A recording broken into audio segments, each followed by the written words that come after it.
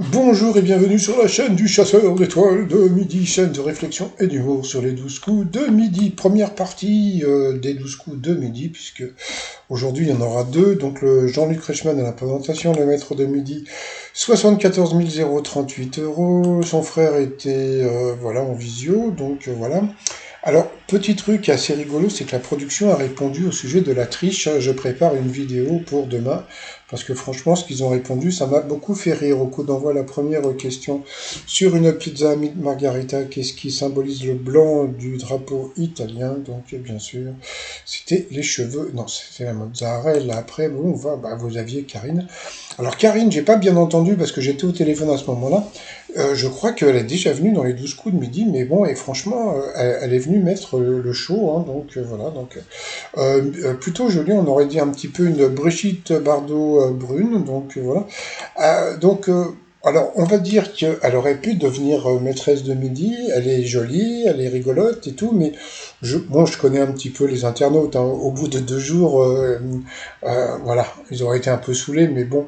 Donc voilà, elle était assez rigolote et tout. Donc elle était venue avec son père et puis sa grand-mère qui était derrière les doigts du papa. Sa question, qu'est-ce qu'on ne perdra plus grâce au système créé par Olivier Robert, un Parisien installé près de Toulouse? Eh bien, c'était ses chaussettes. Après, je sais pas pourquoi elle a parlé de lui. Toc, toc, toc. Après, donc, vous aviez Luca. Donc lui, Lucas, c'est un peu spécial, parce que ça, j'ai vu la fin, et j'ai trouvé ça un peu spécial, j'en parlerai dans ma deuxième partie, qui était venue avec Meng. Ils étaient à Meng. Alors, quel équipement est le plus acheté par les Français qui télétravaillent? Donc c'était la chaise de bureau. Ouais, donc c'est vrai que l'imprimante, on en a un peu besoin. Après, donc vous aviez Raphaël, qui était venu avec sa famille, il a dansé, le ridicule ne tue pas. Pour quelle raison David Bowie a-t-il préféré changer de nom de famille pour faire carrière dans la musique?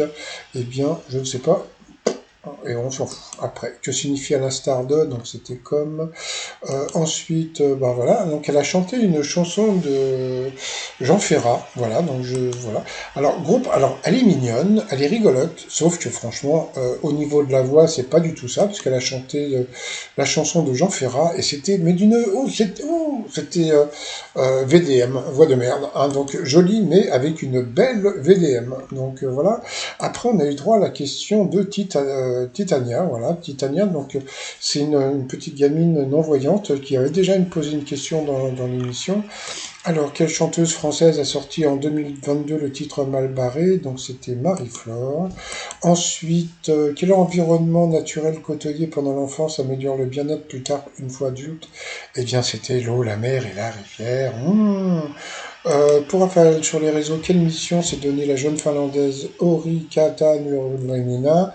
Eh bien, c'était de nettoyer les maisons sales. Donc là, franchement, elle est arrivée devant un frigo, mais c'était même pas de la saleté, c'était de dégueulasserie. J'imagine que c'est un frigo qu'ils ont, bon, ils ont dû faire une magouille parce que c'était pas possible d'avoir un frigo aussi dégueulasse. Donc sur cette question, il est passé au rouge. Qui dit rouge dit duel. Il a pris Katarina en duel, qui est tombé sur une question qui était assez simple.